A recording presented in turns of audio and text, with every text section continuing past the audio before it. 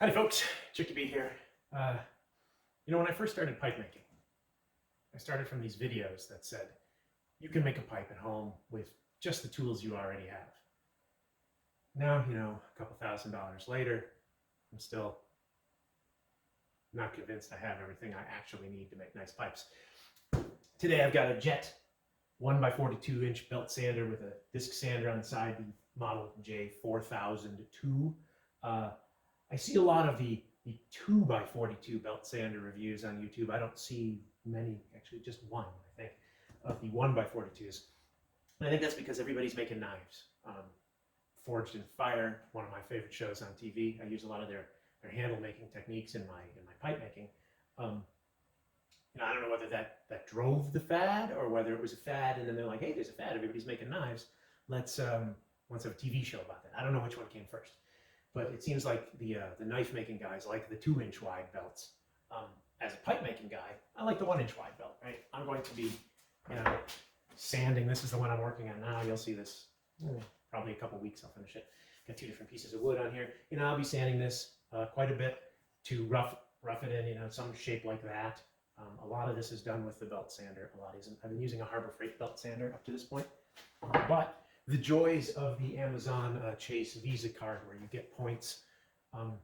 Every now and then you get to buy yourself something you don't actually need. And what I really needed was a new disc sander. The one I've been using, which is also a Harbor Freight, is just junk. The motor stalls if you breathe on it. If I run my shop vac as the dust collector, the motor stops on that. So I wanted a new disc sander. And then I'm like, oh, what the heck? I'll get myself a new belt sander with a disc sander associated or built onto it. This one's got a 6-inch disc. 8-inch disc? Hang on. 8-inch disc. This one's got an 8-inch disc on it. The one I have from Harbor Freight's a 6-inch disc. And I've been using a 1x30. This is a 1x42. Now, a friend of mine has this, an older one, possibly made in the USA. This is Chinese. Everything nowadays in the under 2000. Actually, you know what? Oh my goodness, this is different. This says made in Taiwan here. I had no idea. All the reviews said it was made in China. When I bought it, I thought it was Chinese. This is Taiwanese. This could actually be good. So let's open her up. This is going to be an unboxing video at first, and then I'm going to work on that pipe. I'm going to use this thing a little bit, see how it works, and I'll probably tack it on to the end of this because there's no reason to make this 2 videos. The first thing I'll note is that the box, it comes, shipped like this, sort of a factory. The box has a big hunk of tape here where there's a big hole through the box. So I'm hoping there's no damage there. It doesn't feel like there's anything behind there from the top of the box. It's mostly air. A couple of nice straps. Shipping weight here is 64 pounds, and it's every bit of that. It's pretty heavy. Hard for me to get a hold of it here, but yeah, it's pretty heavy. 58 pounds is the weight of the tool. It's a nice cast iron tool, unlike the Harbor Freight one, maybe 8 or 9 pounds. I don't know. We'll set the two up side by side. But a friend of mine does have one of these, and I've been coveting it for a while. And I've been trying to get him to donate it to my pipe making business, but instead he donated me a beautiful old Delta drill press. I don't know why. I don't know how many people that you can walk up to and go, hey, you don't use that tool very much. You should give that to me. And then it shows up in your garage. Like, it's weird. He's got too many tools. That's the problem.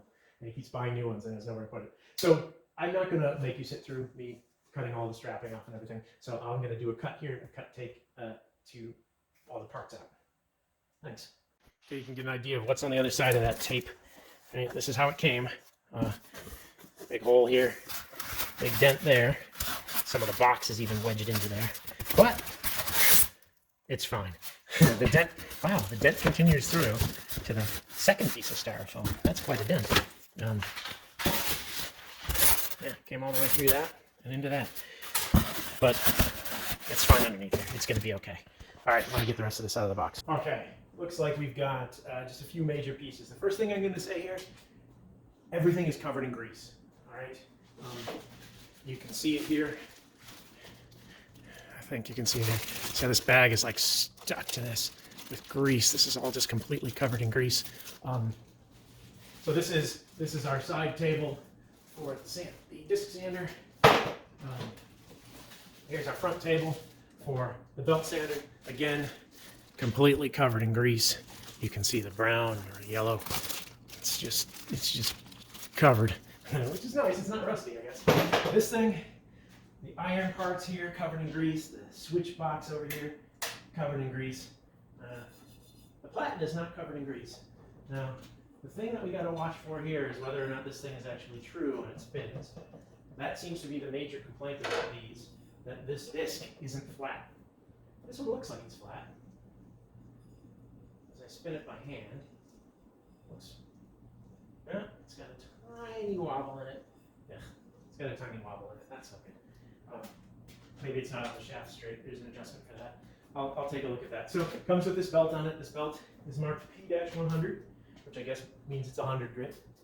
I'll change that out. I use 120 for my pipe making. And it's come with one disc sanding piece, which is not labeled. And honestly, also does not look like it is sticky backed.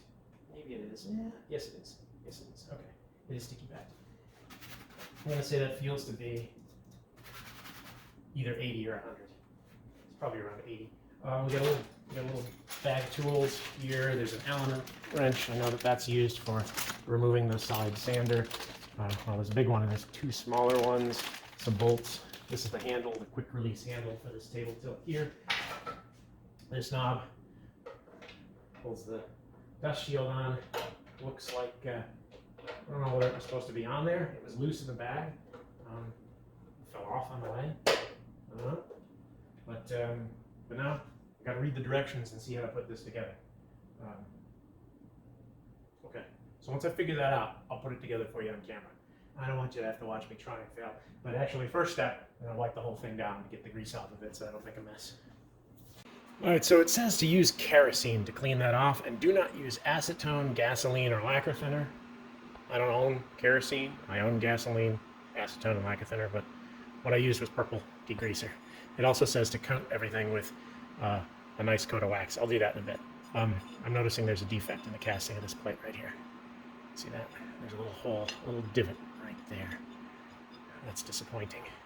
I may have to send back to the factory and get a new one of these.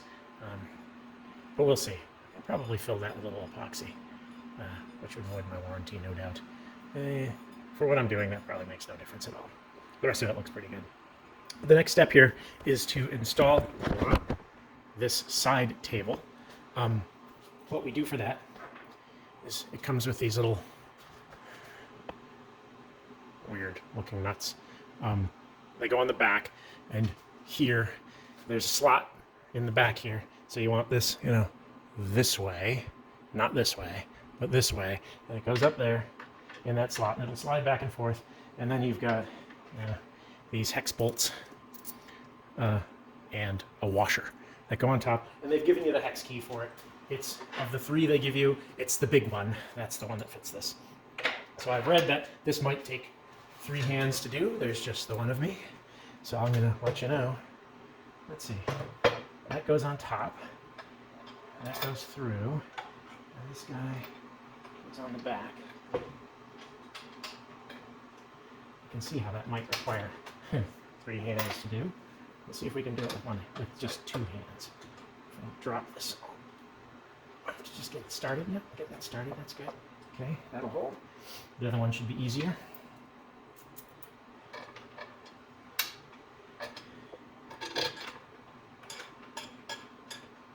I don't want to tighten it down too much yet.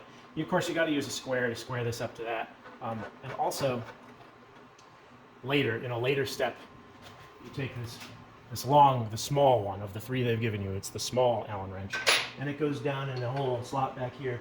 And you rotate this until you see there's a screw that holds this on. You put this down in the screw, and you can loosen the screw. You can take this right off, but basically once you get this thing set level, square, you then move this platen in and out, or the disc in and out, until you've got, I think it says a 1/16 of an inch there.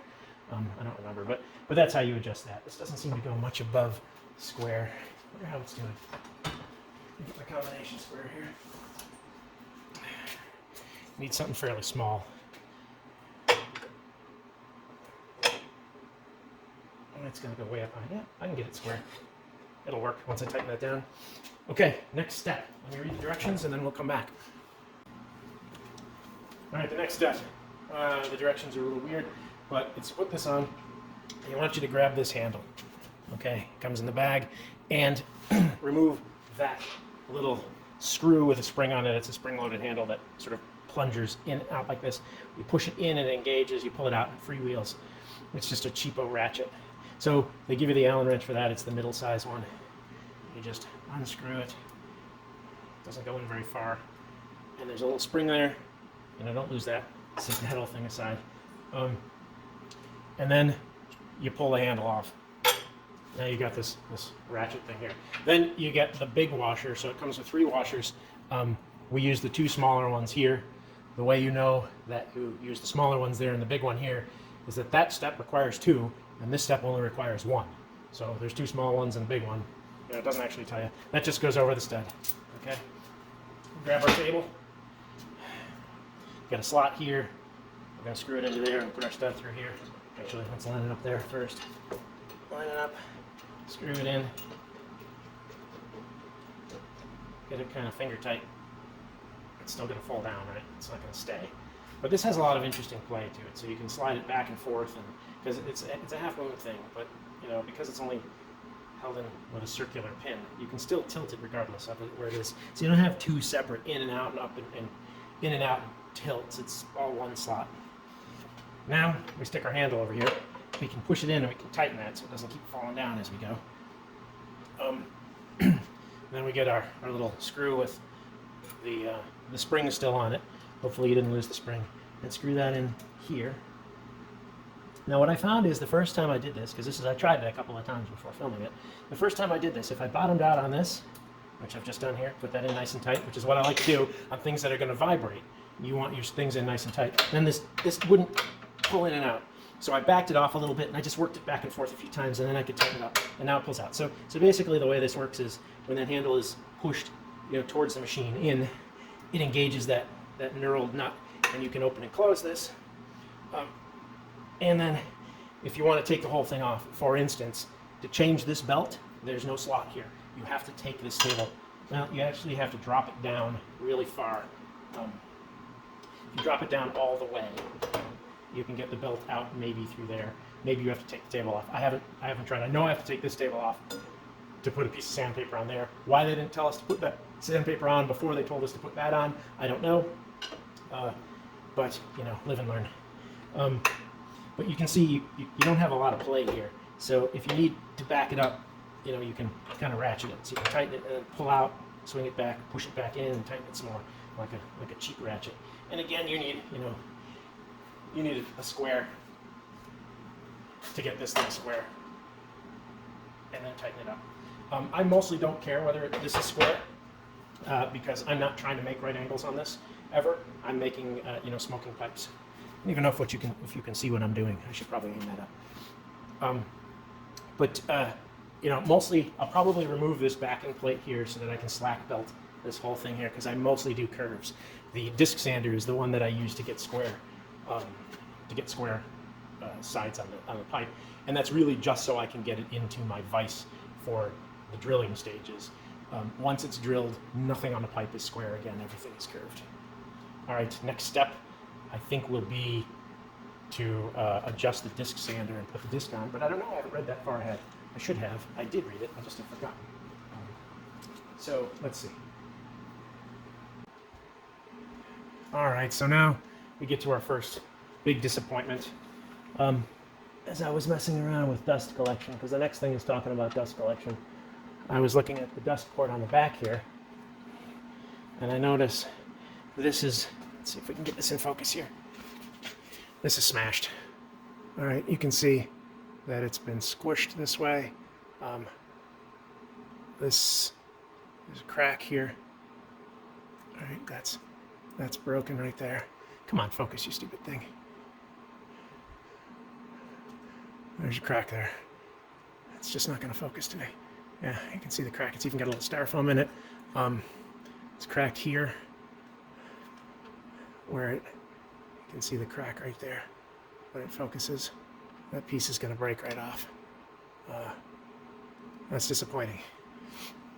So I will call the factory. I'm not going to send this back to Amazon for just this piece of plastic.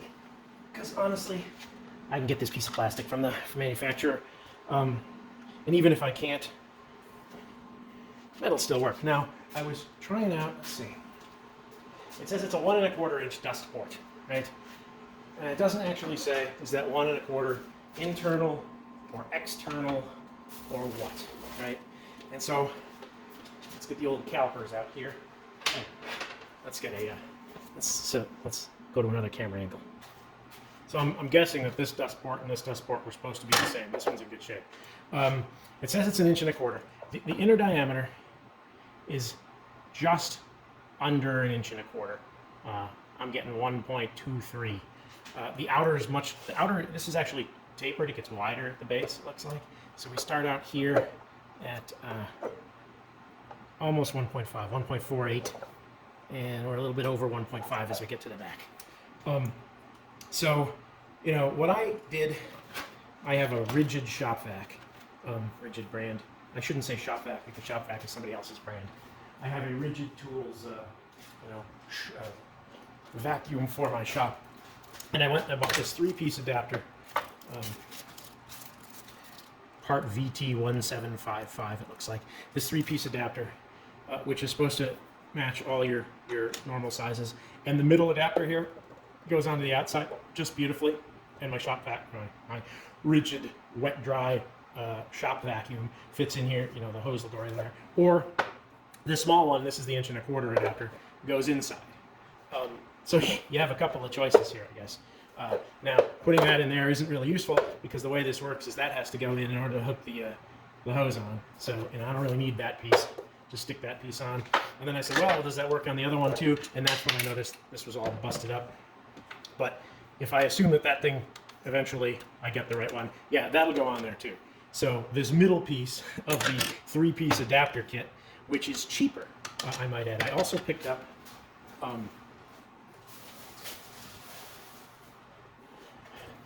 one of these jobbers. These are more expensive, but this will also work. It'll go in there, you know, and so you could use one of those too. Oh, this one doesn't go in here that well. That's probably because this is broken though, and it's not the least bit round. It's kind of D-shaped. So that doesn't go in there, but it looks like it would because it fits that side pretty well. It looks like it would if I got this that wasn't broken, but you know, this costs like $3 more. See what the part number is on that. That's a VT1407. VT1407. Where's the camera? Why don't you focus? It's stupid. There we go. VT1407. This costs a couple bucks more. Now I will note that at my local Home Depot, because they're the guys that sell Rigid, this piece was in the wrapping and these two guys are loose in the bin. They don't actually cover the ends. They come like nested together like this and they stuff them in there and these guys just fall out. So you may have to dig a little bit. Just make sure you've got the 3 pieces. This piece is really for connecting, I don't know what, a hose to a hose, it looks like, because it fits inside the hose, but it doesn't fit on these. So that piece, you know, that's superfluous, but you can't buy these 2 pieces without it. Then you really just need the middle piece. So if we can find out what the middle piece is, see if it says here. It says that it is a 2.5 inch to 1 7/8 inch adapter.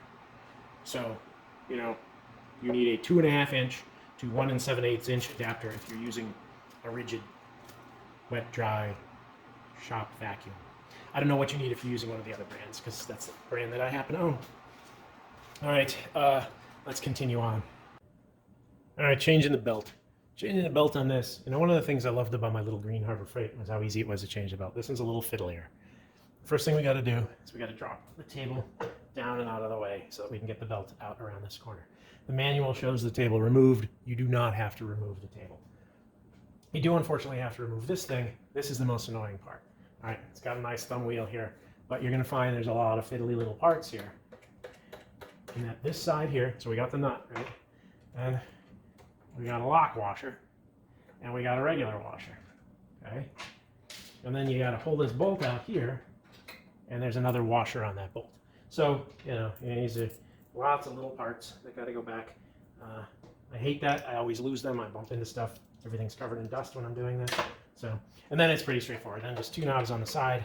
These 2 guys, they unscrew. Top and bottom one. Side, whoops, top pops off. Side pops off. Now, here's the part where the manual is obviously not written for this machine. Now, if you look at the 2-inch machine, if you watch the videos of the 2x42s, the next step in the manual actually works on those. This is different. It says push down on the tracking knob to release tension so the belt comes off. And it's got a picture of somebody pushing here. Now you can see the tracking knob isn't here, it's down here. Secondly, to release tension on this, you have to tilt it this way, all right? Which means that's got to go up. So you go, oh, well, that's no problem. I can push up on the tracking knob. No, you can't. It's threaded into this bottom piece. This is a bolt that's threaded into there. There's a nice spring there to keep tension on the bolt so it doesn't wiggle out, but when you turn the tracking knob, you can see threads there, right? Threads. You can push on that till you're blue in the face unless you can strip out those threads. You're not moving that tracking wheel down. So you actually have to turn this off and mess up your tracking to get enough tension off of that so it works. And then you simply slide the belt out through here and get your new belt, put it back on. There's just 3 wheels. You can see what I'm doing there, right? Let me just move around to the side so you can get a better view of what's happening over here as I do this. That's not a very good picture. Let's go around this way. How about there? Yeah, my tripod's hitting everything. Super zoom. Okay. So what's happening here is here's our belt. The table doesn't quite get out of the way, so the belt still hits the side of the table. So you just gotta kind of scooch the belt through this little crack right here. No problem. Whoop. In there, over that wheel, over that wheel, over the top wheel.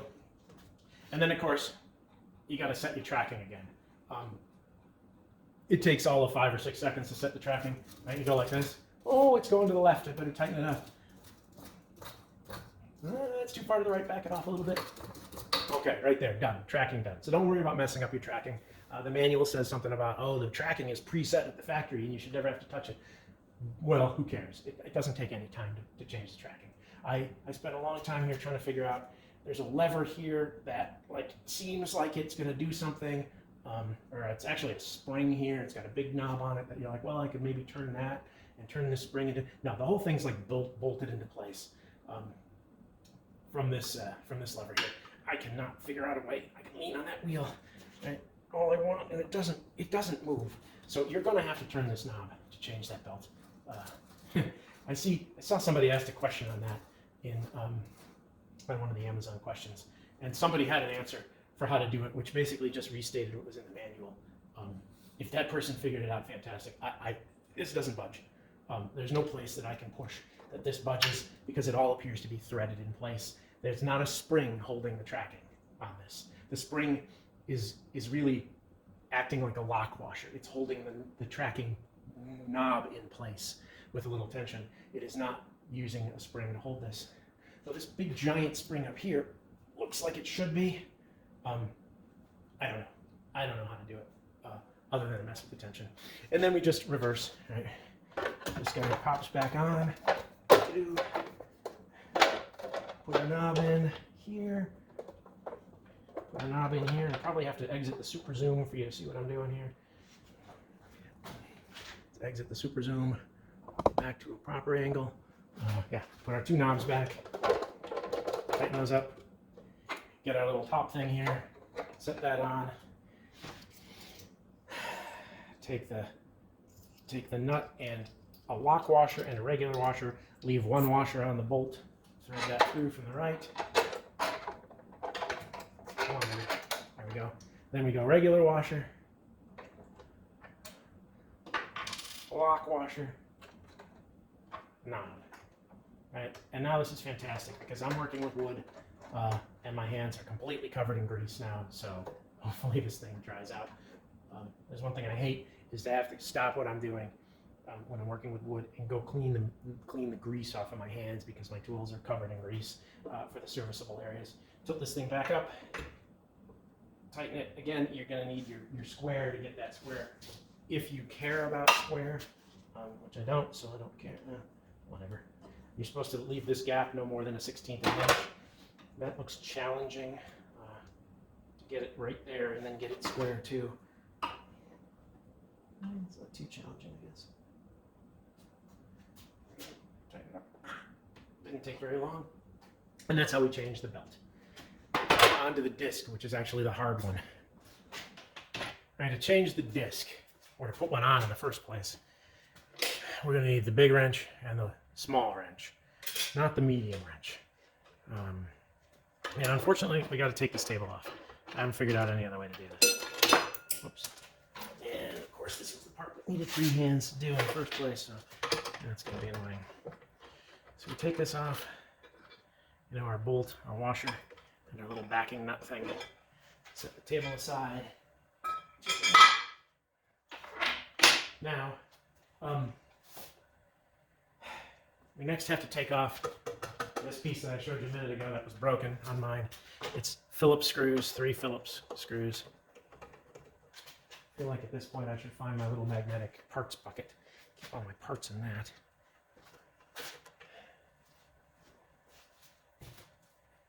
Except unfortunately, it's already full of parts. I'll keep those tiny little screws. Once you start taking apart screws, you lose them, and your whole day is shot trying to find a screw at the hardware store that fits so that you can get your tool back together. Okay, now got that part off. That's the broken part. I'll order a new one from the factory on Monday. Now we got the little guy here. We look down through the slot and turn that. Oh, I hear that I put the table too close. It's scraping. There we go, and I can see there's a little keyhole right down there. It says to use a T-handled guy, and I can see why. It's very tight.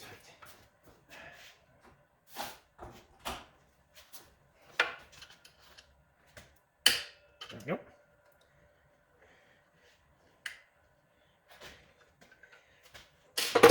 And then this slides off. Oh, this slides off. Apparently it doesn't yet. Another thing that I'm noticing, I guess this will only work if there's no disc on it, so it's not useful. Hopefully I can get this out and this off. Come on, baby. Where aren't you coming? All right. It's good and loose. It's falling out. Shoot, the nut has fallen out. The thing has fallen out. Okay. There we go. Put it a little bit back. All right, it's loose enough, so what's the deal? All right, I've got that off. Now, I'm not convinced you have to take that off ever. But you do need to be able to move it in and out. So there's 2 screws that hold this top shield on.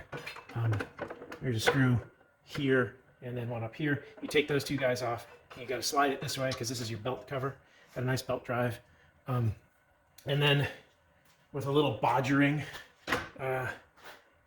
there's a little crack in there, and you can gently work a screwdriver in there and free that guy up, and then he comes off. He comes off. Come on. I'm not sure we need it to come off. I'm going to put a little bit of oil in there so that next time he comes off more easily. You can see there's a key here, and there's a key slot right there, so that when you put it back on, it goes right there. And that's also where the set screw is, which has fallen out for me. So I had to take this apart anyway, because there's no way to get that stupid set screw back in there. So I unscrewed that too far, and I screwed it back in a little bit, and then when I was fussing around, it fell out again. Got a Mountain M19 belt there, it looks like, part 1908. You probably not need to know that for a good long time, but you have to be able to get this off in order to change that belt, it looks like, because I don't see any other way to get the belt onto that. Probably have to even lift this motor up, because I don't think the belt will go around here. But it'll be a good long time before, maybe, could maybe get the belt through there. I'm not sure. But it'll be a good long time before I need to change the belt on this, if ever, so I will worry about that when the time comes. So remember what we said earlier, that this is your adjustment for this going in and out. How far you put that in and then tighten the set screw determines how close the table sits to this. So that, once I put a piece of sandpaper on here, I will adjust that. The sandpaper just sticks on, right? I'm not going to show you how to do that. We stick a piece of sandpaper on there and then just put this thing back together, and then up and down with this to get it level, and then in and out with that to get no more than a 1/16 of an inch gap between the table and the disc. Okay, once I've taken the adhesive off the disc that it came with, you can see that it is a Kingdom Abrasives P100 disc, so 100 grit, same as the belt. And I guess I should say that You do need to take this thing off if you are using, say, the 3M spray adhesive sandpaper technique, where you don't use, you actually spray adhesive on the thing and stick sandpaper to it. And it gets really hard to get off, and it gets really gooey. You also maybe need to take it off if you've done these enough times that they've left residue that you can't clean off with Goo Gone. I would say go after it with Goo Gone first before you go taking the disc off. Taking the disc off seems superfluous to me. But, you know, those are the directions. Lastly, I will note that there's only 2 of these little drill spots here for balance on this. That's not bad. A video I was watching from a guy who had the 2-inch version of this actually had to get 2 of them in order to get enough parts to make one that worked. Because, let's see, the disc was really horrible on the first one, and then the table, I think it was this table, I don't remember which table it was really horrible on the second one. And so he sort of scavenged the table from the first one and put it on the second one. I'm hoping I don't have to do, I just have that one piece of broken plastic right now. This looks pretty flat. So I'm hoping that everything's going to be okay. I hear that Jet customer service is reasonably good. I haven't tried them yet. We'll find out. I'll let you know what happens with this dust collection chute thing when I call them up and tell them I need a new one of these. I imagine they'll just send that out. That's got to be like $1 part versus somebody bad mouthing them on the internet. But that's not bad. Just 2 of those marks. One of the ones he had like that video I was watching on that other one. He had maybe 15 of those. So this looks pretty good. The motor, I will show you since we're here. The motor. Zoom in. You can see made in Taiwan. The motor's made in Taiwan, not and actually the sander frame has a sticker on it that says made in Taiwan. So this really is Taiwanese. This really isn't Chinese. I'm excited about that. Because Taiwan is known for pretty good manufacturing these days, right? They're top-notch stuff. A lot of high-tech industry there and everything. And they're not the lowest bidder on most things. So that's exciting to see. All right, I buffed on a nice coat of carnauba wax on this using a buffing wheel while I had it off. So that should protect it. Now, another thing, I guess, that the directions don't tell you. They tell you, you know, put this on, put this back on here, and get it perpendicular, and then adjust the distance, you know, the gap here. Once you've got all this stuff back together, you can't adjust that gap. There's no like punch outs in the back or anything where you can push the wheel out. You can certainly push the wheel in, you can't push it out.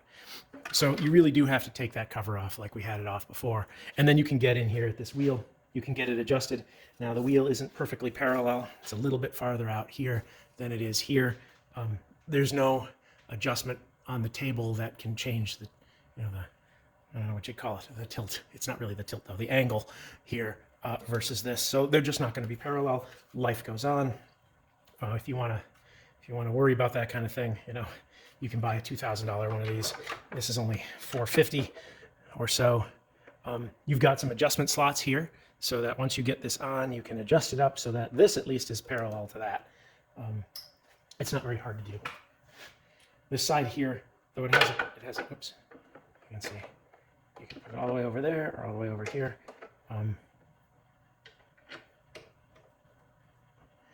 Get that in a little bit there, get it started. Just a little tight to keep it from falling out. Grab the other one, put it in the slot. I found this one's a little harder to get in when that one's in. There we go. It came from the factory with this parallel to this, but not parallel to that. I'm guessing this motor's in crooked. I don't know whether there are actually adjustments for it. So if I wanted to, I could twist the motor a little bit, it looks like. I could loosen these bolts here, they're on slots, and bump the motor a little bit that way, and then that would even this up. Am I going to do that today? I'm not, because for my purposes, I don't need that. Someday I'll probably be bored and I'll do that. But you know, it's not a really good attention to detail, and this is what I'll say. It's just kind of, okay. The Taiwanese aren't impressing me the way I hoped that they were. And you can see this is kind of, well, maybe you can't see, but this isn't quite parallel to that. It's all right though, it'll work. You just need this to not stick out past that.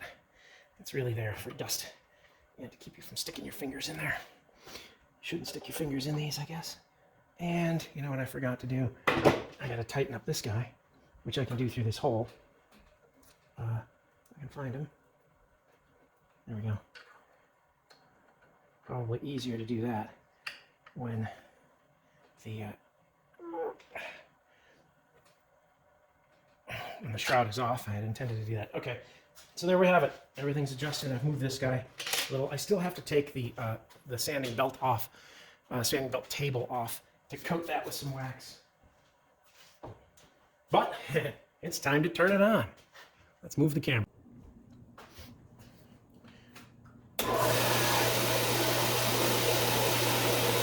Not bad.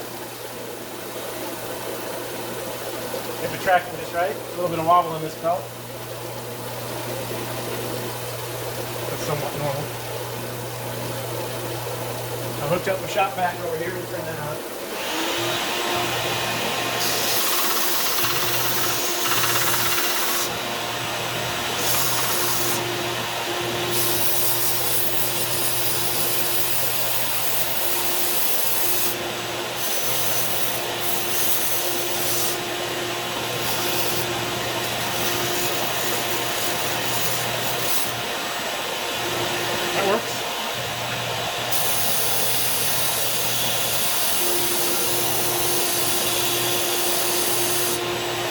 I probably should have hooked up the dust collector to that one too.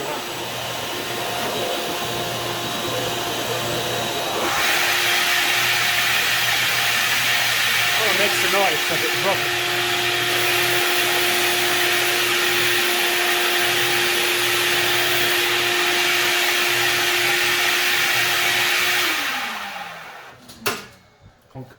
All right, overall, works pretty well on the first try.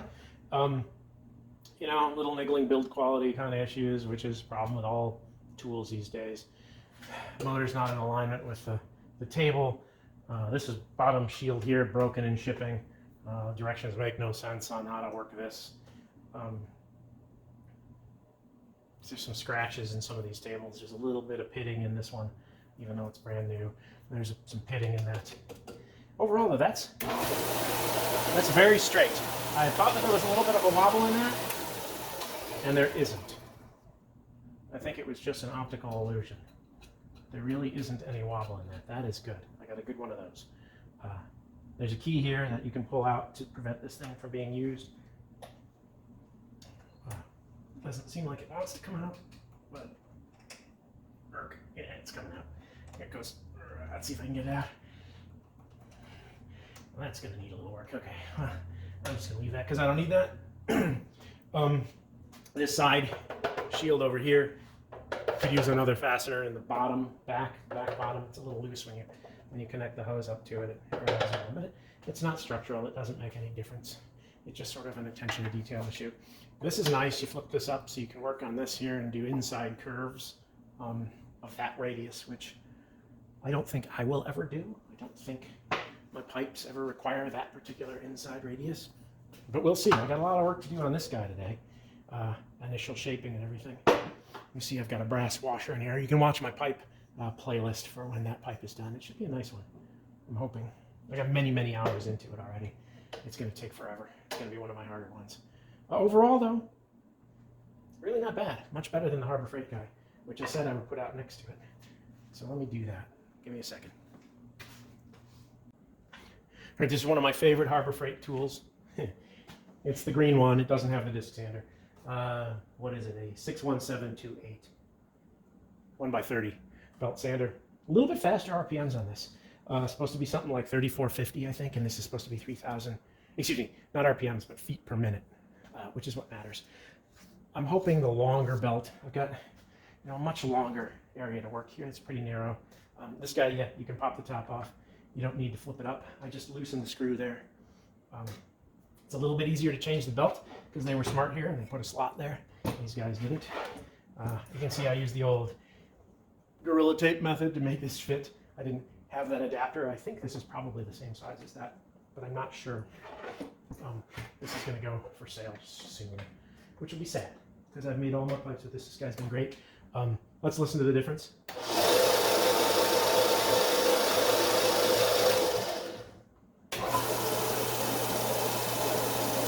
I don't know. That motor is double the size of this motor. This says 3,260 feet per minute. Okay, 3260. This is 3,000, according to the specs. It's not written on it like this, I don't think. Much bigger, much beefier, much heavier. This will stay put. This guy used to always slide away. I had to clamp him down. But you can kind of see, let's see if we can get side by side, the difference in the size of the motors there. Right. You're looking at a much bigger motor. Where's my little ruler thing? Here we go. You know, and of course, we're just looking at the housing here.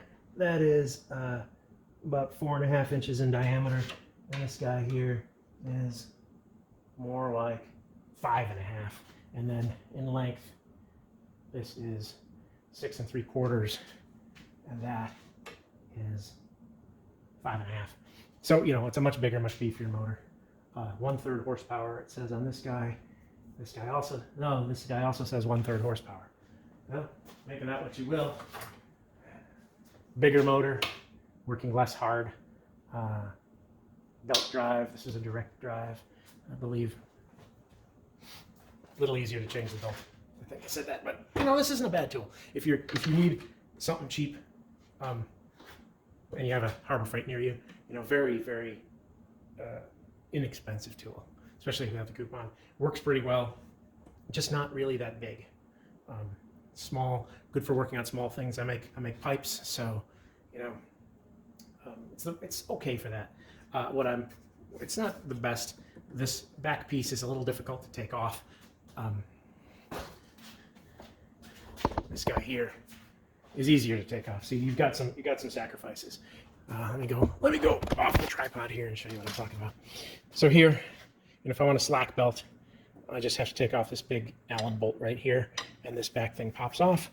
On the Harbor Freight, you can see there's two little Allens. Yeah, two little Allens down. I think those are Allens, not Torx. Yes, Allens. Two little Allens down there. But you can't get to them with the table there, so you got to get the table off first.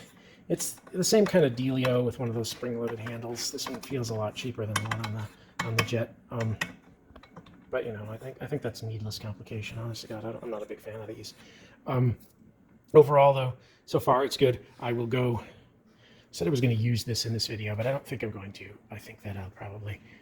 Well, you know, we'll see. We'll see when I get a chance to mix this video. Maybe I'll have worked on the pipe by then.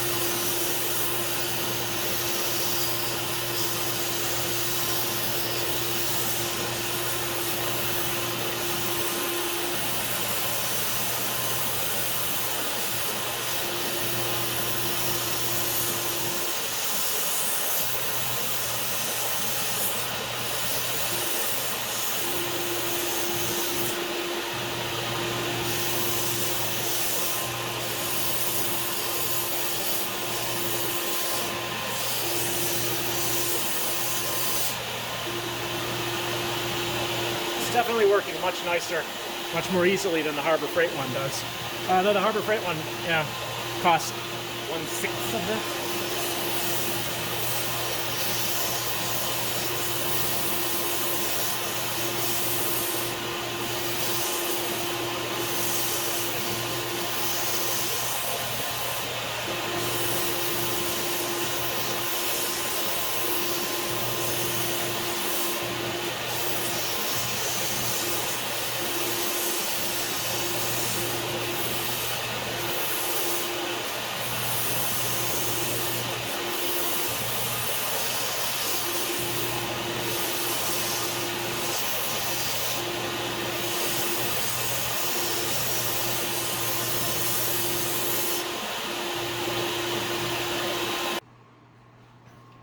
All right, so I have spent a while shaping this stummel with my new belt sander. I really like it. The belt stays clean longer. I don't have to blow it out as much because it's a 42-inch instead of a 30. I ended up putting this back on here. There's enough slack here for what I was trying to do for a lot of this part here. And I really needed some stability. I needed that there. Yeah, you know, I've reached kind of all I can do with the belt sander at this point, as far as the pipe is concerned. And I've rounded a little bit here, and a little bit here, and I've rounded that down. I fit the stem, use the disc sander for that to fit that. Fits beautifully. I've started to expose the brass. You can see the brass there. It's not exposed all the way around. There's a little bit right here of epoxy still, but Okay, so earlier in the video, you saw that this dust shield and dust port for the disc sander was broken, and I said I'd call Jet. You know, it was a Saturday when I was filming that. Now it's Saturday again, but I called them on Monday. They're only open Monday through Friday, and you know they shipped me one right out for free. All they wanted was a scan of my receipt and a photograph of the brokenness. You can see that piece there is broken and that's crushed there. You know, no hassle at all. I called them Monday, around 11 o'clock in the morning, my time, Monday, and Thursday morning, this thing arrived. It fits perfectly. It's great. It's the right part. But one thing I wanted to talk about here. So anyway, let me give you a little tip. All through the instruction manual, it gives you a phone number. That phone number is for technical service or technical support. It's if you have a question about how the thing works. If you have a broken part from the factory, you don't want that phone number. You can call it. You can sit on hold for 15 minutes, and they will say, "Oh, you want customer service," and they'll transfer you, and then you'll sit on hold. Actually, it was only about 3 minutes to get through to customer service. It was longer. They called me back, actually. It was about 15 minutes later. You can always put your number in the queue for technical support. But you don't need technical support. So you can go to the Jet Tools webpage, and you can hit the Contact Us link, and it will have a number for customer service as well as a number for technical support. The last digit is the only thing different. One of them's a 6, one of them's an 8. If you just glance at it, you go, oh, these are the same number. They're not. But they were very friendly, very kind, got this out to me right away. But now I want to talk about what I think is kind of a stupid thing, which is this dust port for the disc sander and this dust port for the belt sander are not the same size. So you remember we had this middle adapter here, goes on there nicely. That's conical. It's a little loose here, but when you stick it in the back, it's perfect. Also, the next size down goes on the inside just fine. You go, okay, well, that's great. Here's my new, I've taken it off so we can have the two next to each other, right? Well, that's not the right size, right? Look at that gap. You can see that, right? It just flops around in there. So that's not the right size. And as luck would have it, that doesn't fit in there either. This is really close. I could maybe, there's not a lip. I thought, oh, maybe there's a lip on here. It rolled over at the end. No, there's no lip on there. It's too small. So we could maybe file that down. And then of course I got this fancy thing. It's the same deal there because this part here is the same size as that. Doesn't fit, way wrong size for the first one. Second one doesn't go. So, in my book, that's kind of a fail to make two bus dust ports on the same tool, different diameters. Just a little bit. I'll probably just wrap this in duct tape, which is what I was doing on my Harbor Freight one. Just wrap that in tape until it fit. It's not going to require a lot of wrapping, but you can see there's a reasonable gap there. It's close to. It's less than an 1/8. It's more than a 16th and less than an 1/8. So 3/32 maybe. I don't know if I'm doing my math right. That's kind of annoying. It bothers me. I have one of my Harbor Freight belt and disc sander is the same way. 2 different size dust ports. I don't know who thinks that's a good idea. I don't think it's a good idea. So anyway, I'm really still happy with this. I've been using it a bunch. I've been working on a pipe. You'll see my pipe video go up. My pipe's still looking like this. It's not done yet, but it's coming along. I'm gonna work on it a little bit more. But overall, very happy with this. Happy with the customer support from Jet, or JPW Industries, I think they're called. Yep, JPW, because it's 3 companies. The J is for Jet. And I hope you enjoyed the video, and I will see you guys later. Thank you.